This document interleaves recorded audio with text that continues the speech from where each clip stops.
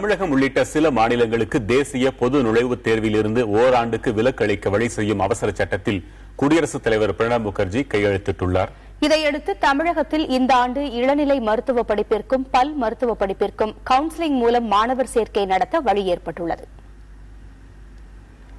நாடு முழுவதும் மருத்துவ மாணவர் சேர்க்கைக்கு ஒரே நுழைவுத் தேர்வு என்ற முறையில் தமிழகம் உள்ளிட்ட மாநிலங்களுக்கு விலக்களிக்க வழி செய்யும் அவசர சட்டத்தில் குடியரசுத் தலைவர் பிரணாப் முகர்ஜி கையெழுத்திட்டுள்ளார்.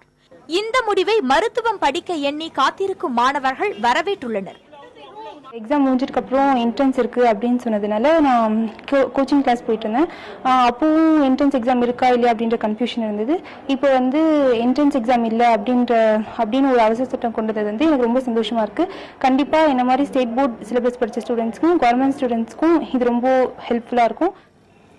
அரசு மருத்துவ கல்லூரிகளுக்கு நுழைவுத் தேர்வு கிடையாது என்ற போதும் தனியார் மருத்துவ கல்லூரிகளுக்கு பொது நுழைவுத் தேர்வு கட்டாயம் என்றும் அவசர சட்டத்தில் கூறப்பட்டுள்ளது. தனியார் கல்லூரிகளில் அரசு வசமுள்ள ஒதுக்கீட்டு இடங்களுக்கு நுழைவுத் தேர்வு இருக்காது என்றும் தெரிவிக்கப்பட்டுள்ளது.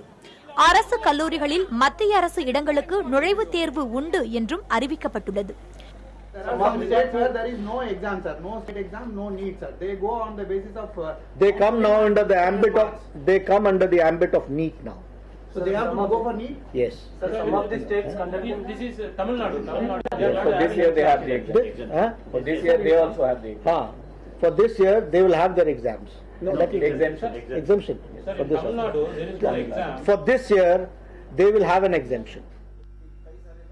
விலக்கு அளிக்கப்பட்ட மாநிலங்கள் தவிர மற்ற மாநிலங்களில் தேசிய பொது நுழைவுத் தேர்வு வரும் ஜூலை 24ஆம் தேதி நடைபெறும் என மத்திய சுகாதாரத்துறை அமைச்சர் ஜே.பி. நட்டா தெரிவித்துள்ளார்.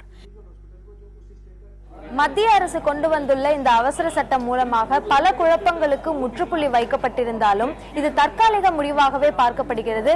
வருங்கால மாணவர் சேர்க்கை நடைமுறைகள் குறித்து ஒரு கேள்விக்குறியே இருக்கிறது என்றே சொல்லலாம். புதிய தலைமுறைக்காக ஒளிப்பதிவாளர்கள் குழுவுடன் அபிநயா.